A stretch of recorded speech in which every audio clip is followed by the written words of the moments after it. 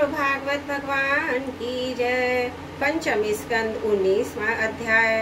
किम पुरुष और भारतवर्ष का वर्णन।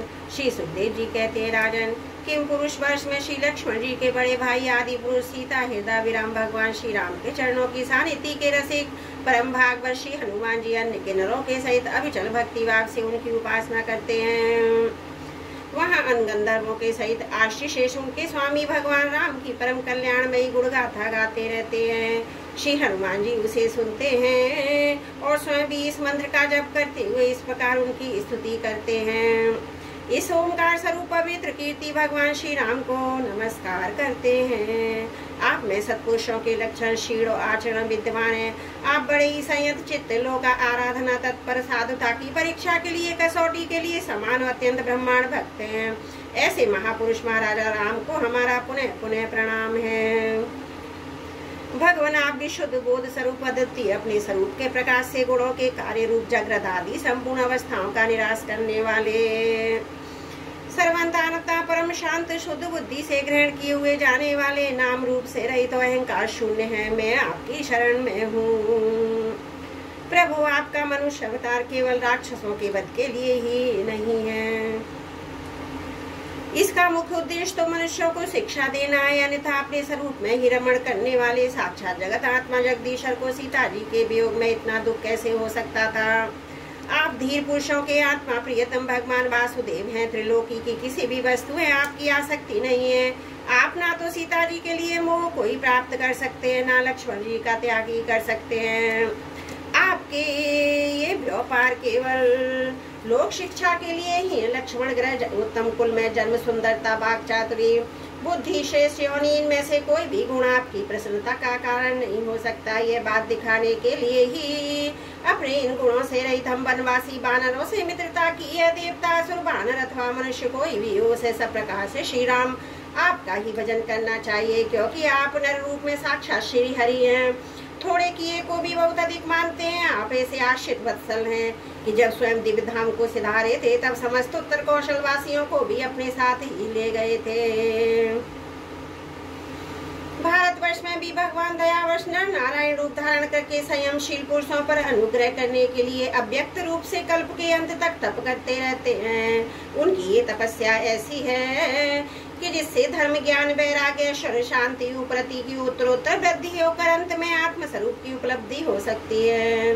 वहाँ भगवान नारद जी स्वयं श्री भगवान के कहे हुए सांख्य योग शास्त्र के सहित भगवत महिमा को प्रकट करने वाले 5 रात्र दर्शन का सावर्णी मुनि को उपदेश करने के लिए भारतवर्ष की वर्णाश्रम धर्मावलंबनी के प्रजा के सहित अत्यंत भक्ति भाव से भगवान श्री नर नारायण की उपासना करते हैं और इस मंत्र का जप तथा श्रोतकार उनकी स्तुति करते हैं।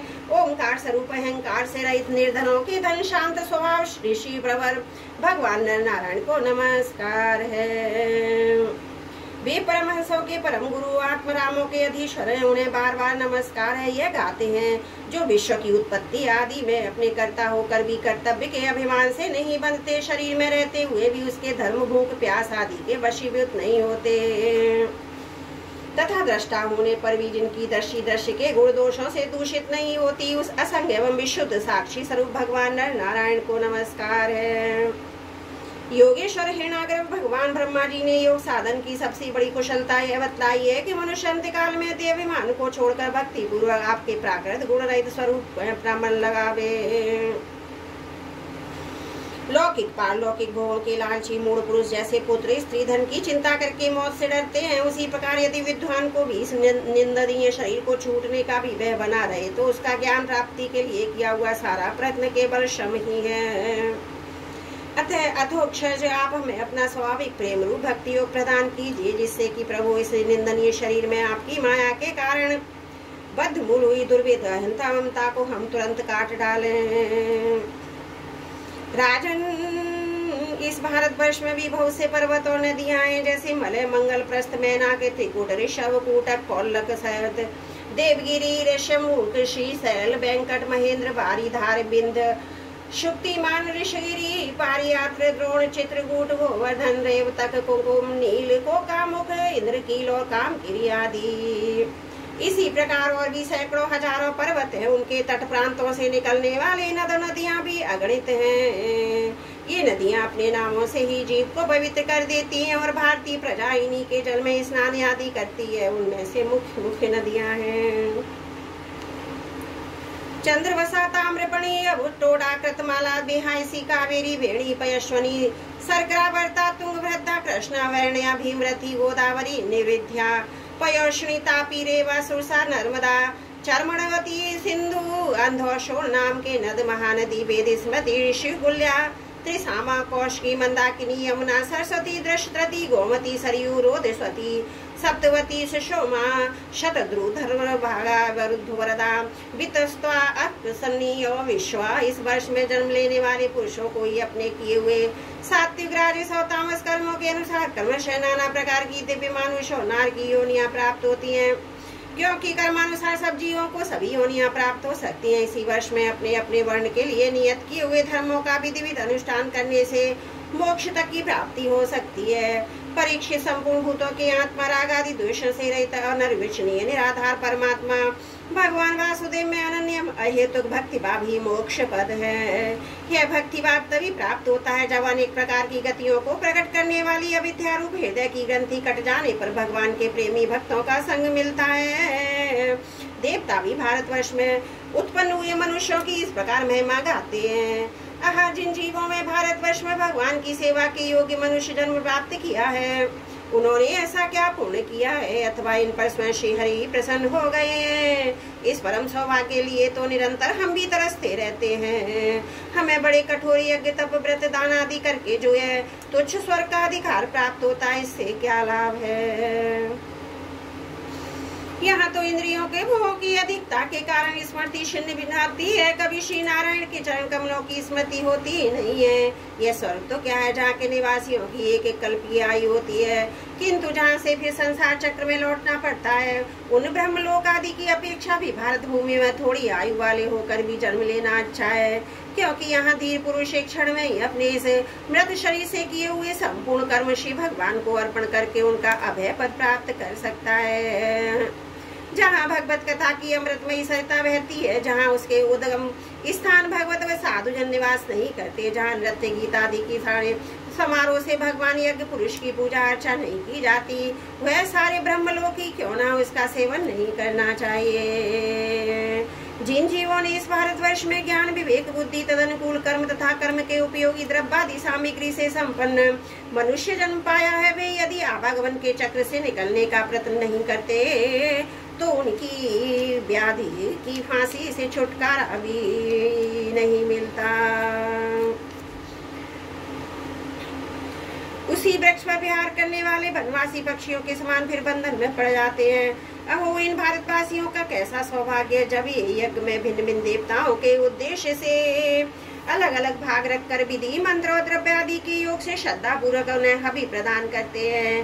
तब इस प्रकार इंद्रादि भिन्न भिन्न नामों से पुकारे जाने पर संपूर्ण कामनाओं के पूर्ण करने वाले स्वयं पूर्ण काम श्री हरि प्रसन्न होकर उस हवि को ग्रहण करते हैं।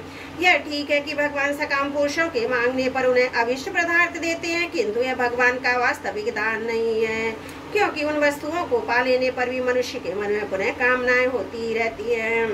इसके विपरीत जो इसका निष्काम भाव से भजन करते हैं, उन्हें तो वे साक्षात अपने चरण कमल में ही दे देते हैं, जो अन्य समस्त इच्छाओं को समाप्त कर देने वाले हैं। अतः अब तक स्वर्ग सुख भोग लेने के बाद हमारे पूर्वगत यज्ञ, प्रवचन और शुभ कर्मों से यदि कुछ भी पुण्य बचा हो, तो उसके प्रभाव से हमें इस भारतवर्ष में भगवान की स्मृति से युक्त मनुष्य जन्म मिले, क्योंकि श्री हरि अपना भजन करने वालों का सब प्रकार से कल्याण करते हैं। श्री सुखदेव जी कहते हैं, राजन, राजा सगर के पुत्रों ने अपने यज्ञ के घोड़ों को ढूंढते हुए इस पृथ्वी को चारों ओर से खोदा था। उससे जम्बूद्वीप के अंतर्गत 8 उपद्वीप और बन गए, ऐसा कुछ लोगों का कथन है। वे स्वर्ण प्रस्थ, चंद्र शुक्ल आवर्तन, रमणक, मंदर, हरिण, पंचजन्य, सिंहल और लंका है। भरत श्रेष्ठ, इस प्रकार जैसा मैंने गुरु मुख से सुना था, ठीक वैसा ही तुम्हें ये जम्बूद्वीप के वर्षों का विभाग सुना दिया। बोलो भागवत भगवान की जय। पंचम स्कंद 19वां अध्याय समाप्त। त्रुटियों के लिए क्षमा चाहती हूँ। बोलो भागवत भगवान की जय। पंचम स्कंद 20वां अध्याय।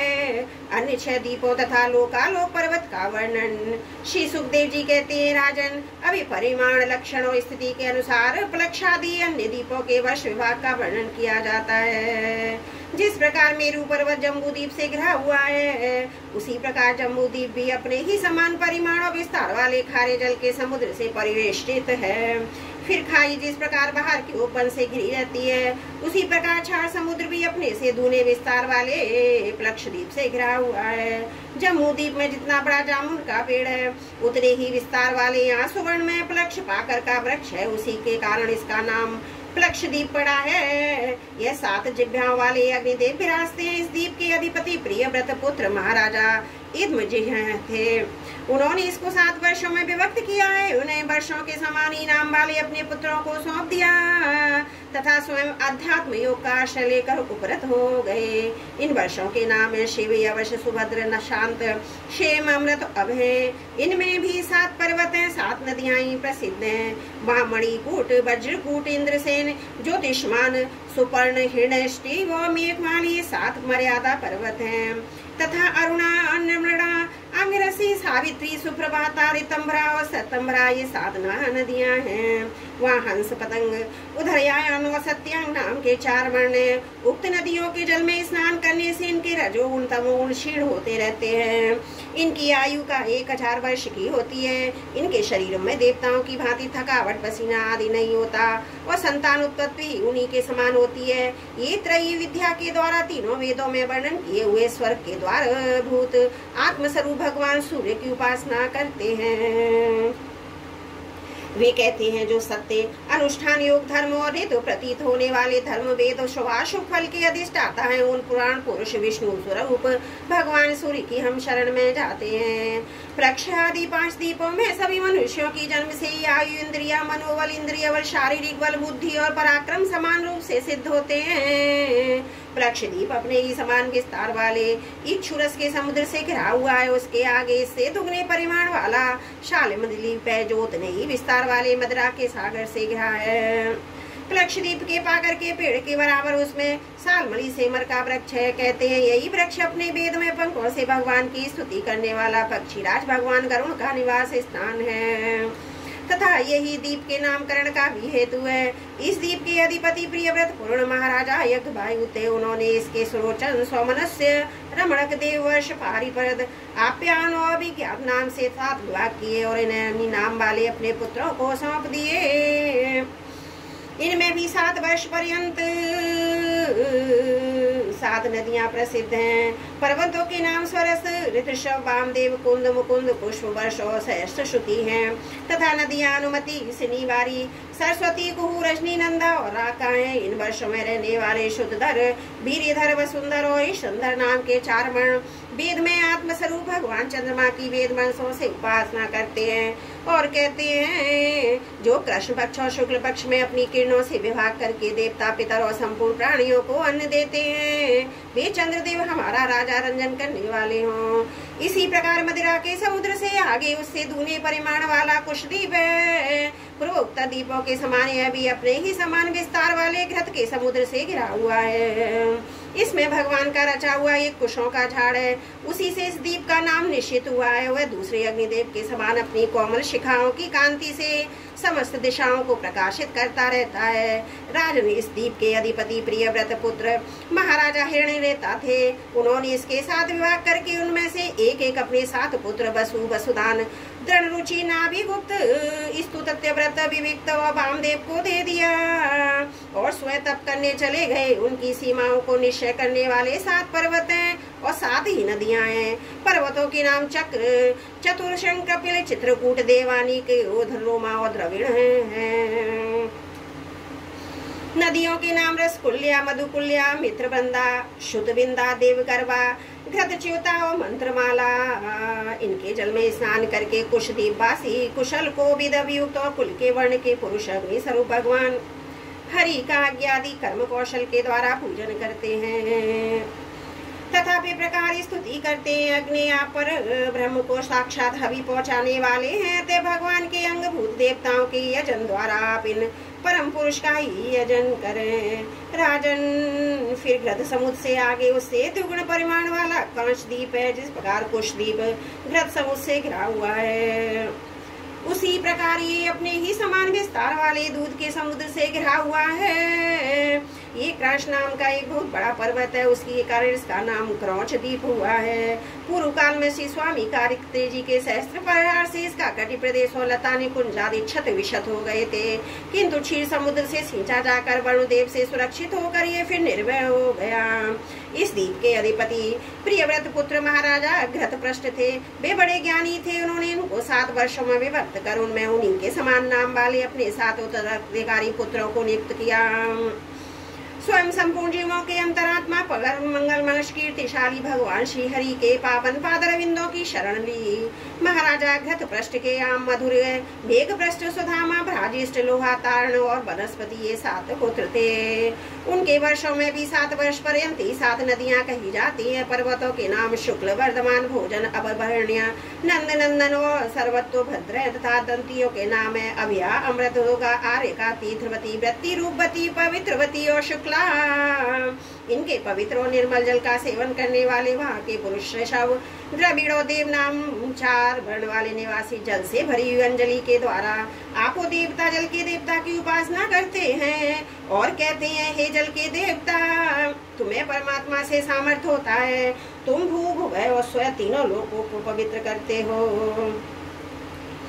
क्योंकि स्वरूप से ही पापों का नाश करने वाले हो। हम अपने शरीर से तुम्हारा स्पर्श करते हैं, तुम हमारे अंगों को पवित्र करो। इसी प्रकार क्षीर समुद्र से आगे उसके चारों ओर 32 लाख योजन विस्तार वाला शाक द्वीप है, जो अपने ही समान परिमाण वाले मट्ठे के समुद्र से घिरा हुआ। इसमें शाक नाम का एक बहुत बड़ा वृक्ष है, वही इस क्षेत्र का नाम का कारण है। उसकी अत्यंत मनोहर सुगंध से सारा द्वीप महकता रहता है। मेधातिथि नामक के अधिपति भी राजा प्रियव्रत के ही पुत्र थे। उन्होंने भी अपने द्वीप को 7 वर्षों में विभक्त किया। उनमें उन्हीं के समान नाम वाले अपने पुत्र पुरोजव, मनोजव, पवमान और धूम्रानीक, चित्ररेप, बहुरूप और विश्वधार को अधिपति रूप से नियुक्त कर स्वयं भगवान अनंत में दत्त चित्त हो तपोवन को चले गए। इन वर्षों में भी 7 मर्यादा पर्वत और 7 नदियां ही हैं। पर्वतों के नाम ईशान, उरुशंग, बरभद्र, शतकेसर, सहस्त्र श्रोत, देवपाल और मानस हैं, तथा नदियां अनघा, आयुर्धा, अभय, स्पृष्टि, अपराजिता, पंचपदी, सहस्त्र श्रुति और निज धृति हैं। उस वर्ष के ऋतव्रत, सत्यव्रत और दान व्रत और अनुव्रत नामक पुरुष प्राणायाम द्वारा अपने रजोगुण तमोगुण को क्षीण कर महान समाधि के द्वारा वायु रूप श्री हरि की आराधना करते हैं और इस प्रकार उनकी स्तुति करते हैं, जो प्राणादि वृत्ति रूप अपनी ध्वजाओं के सहित प्राणियों के भीतर प्रवेश करके उनका पालन करते हैं, तथा संपूर्ण दृश्य जगत जिनके अधीन है, वे साक्षात अंतर्यामी वायु भगवान हमारी रक्षा करें।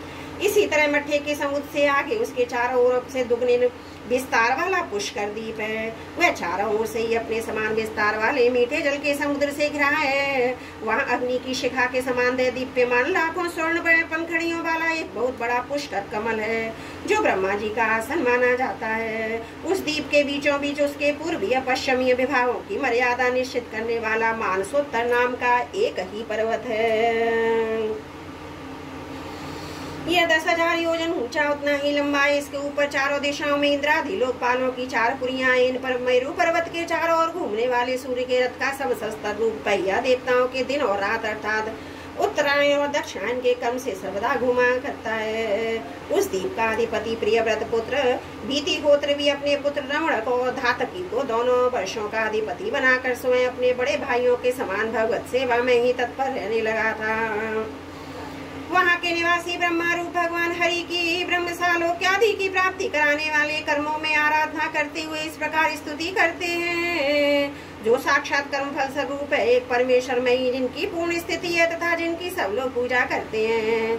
ब्रह्म ज्ञान के साधन रूप अद्वितीय शांत स्वरूप ब्रह्म मूर्ति भगवान को मेरा नमस्कार है। श्री सुखदेव जी कहते हैं, राजन, इसके आगे लोकालोक नाम का पर्वत है। पृथ्वी, तेज, सूर्य आदि के द्वारा प्रकाशित और प्रकाशित प्रदेशों के बीच में उनका विभाग करने के लिए स्थित है। मेरू से लेकर मानसोत्तर पर्वत तक जितना अंतर है उतनी ही भूमि शुद्ध हो तक समुद्र के उस ओर है। उसके आगे सुवर्णमयी भूमि है जो दर्पण के समान स्वच्छ है। इसमें गिरी हुई कोई वस्तु फिर नहीं मिलती, इसलिए वहाँ देवताओं के अतिरिक्त और कोई प्राणी नहीं रहता। लोकालोक पर्वत सूर्य आदि से प्रकाशित और प्रकाशित भूभाओं के बीच में इसका यह नाम पड़ा है। इसे परमात्मा ने त्रिलोकी के बाहर उसके चारों ओर सीमा के रूप में स्थापित किया है। यह इतना ऊंचा और लंबा है, इसके ओर से तीनों लोकों को प्रकाशित करने वाली सूर्य से लेकर दूर पर्यंत समस्त ज्योतिर्मंडल की किरणें दूसरी ओर नहीं जा सकती। विद्वानों ने प्रमाण, लक्षण और स्थिति के अनुसार संपूर्ण लोक का उतना ही विस्तार बतलाया। यह समस्त भूलोक 50 करोड़ योजन है।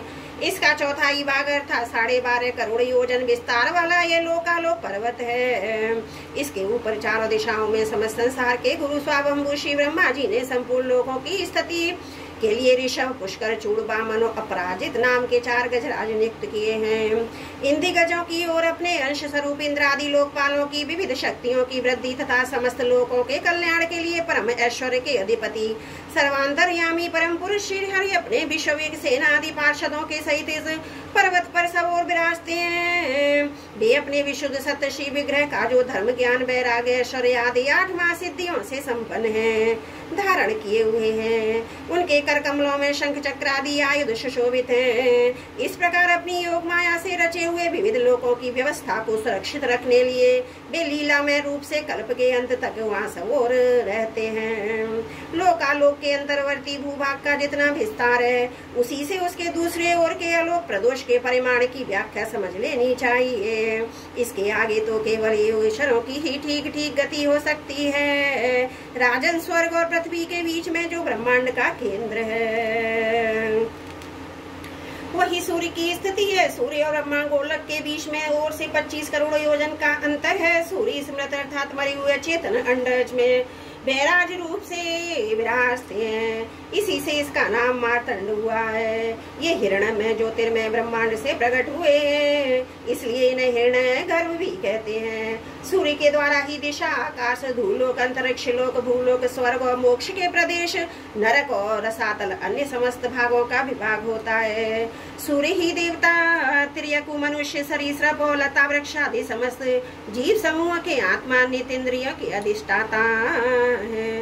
बोलो भागवत भगवान की जय। पंचम स्कंद 20वां अध्याय समाप्त।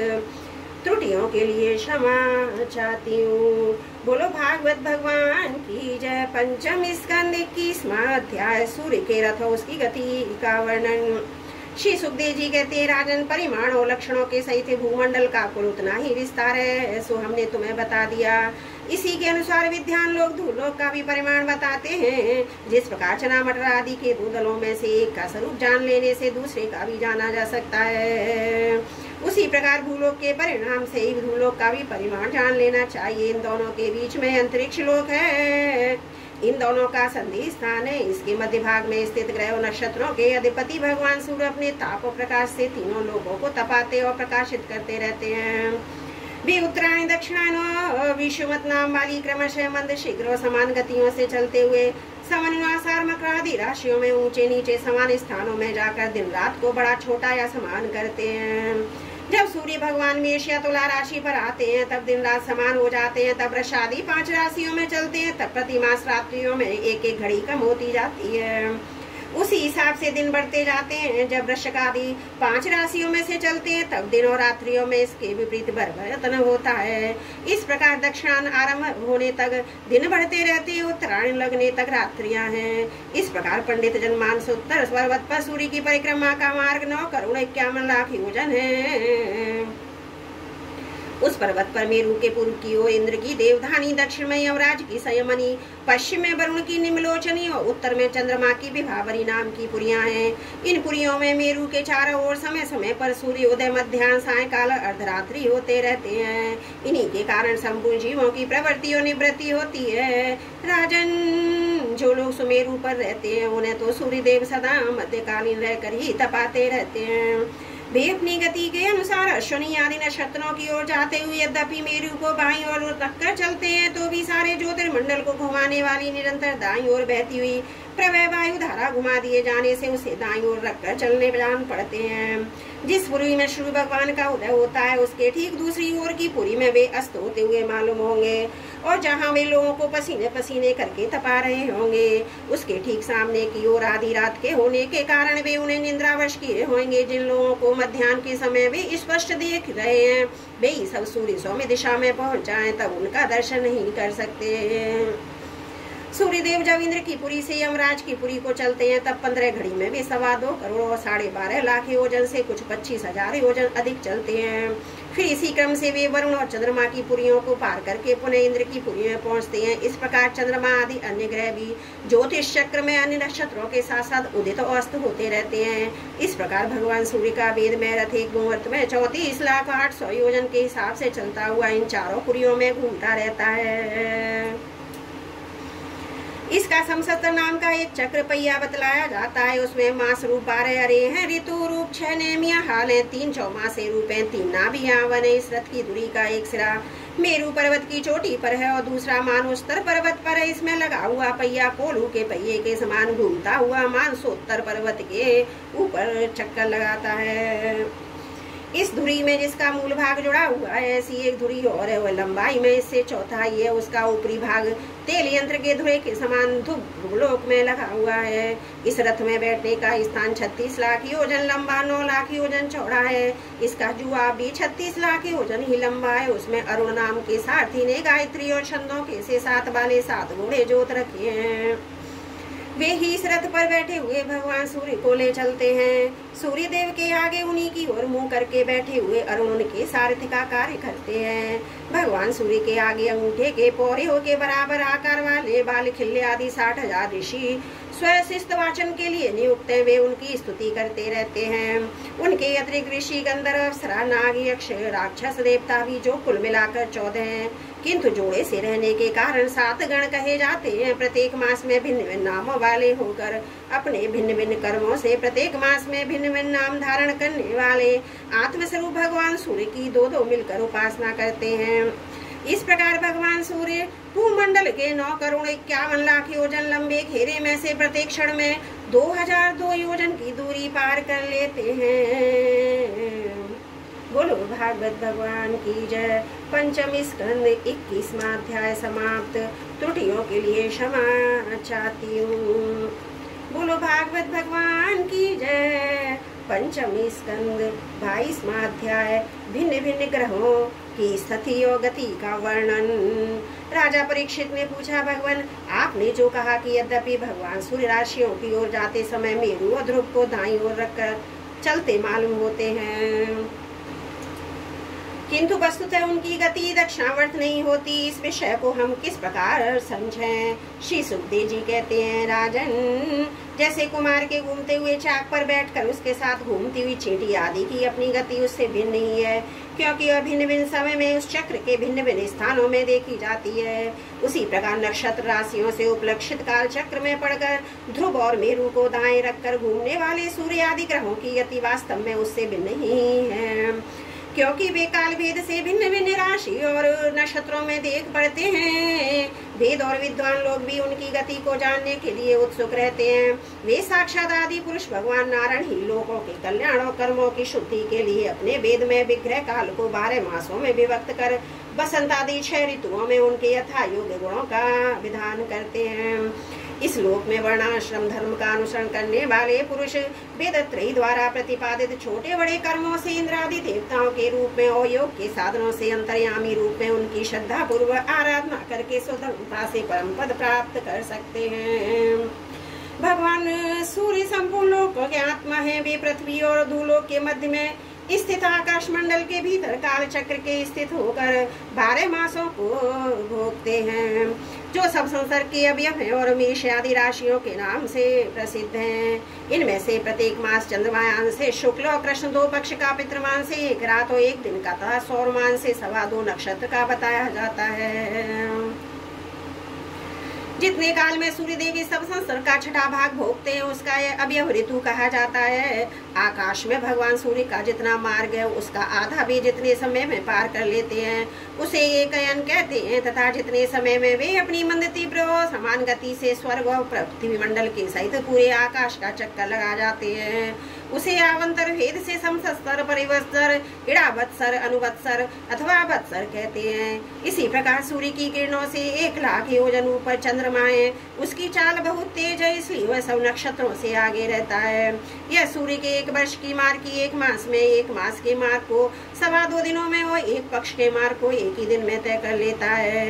यह कृष्ण पक्ष में क्षीण होती हुई कलाओं से पितृगण के और शुक्ल पक्ष में बढ़ती हुई कलाओं से देवताओं के दिन रात का विभाग करता है तथा 30-30 मुहूर्तों में 1-1 नक्षत्र को पार करता है। अन्न में और अमृत में होने के कारण यही समस्त जीवों का प्राण जीवन है।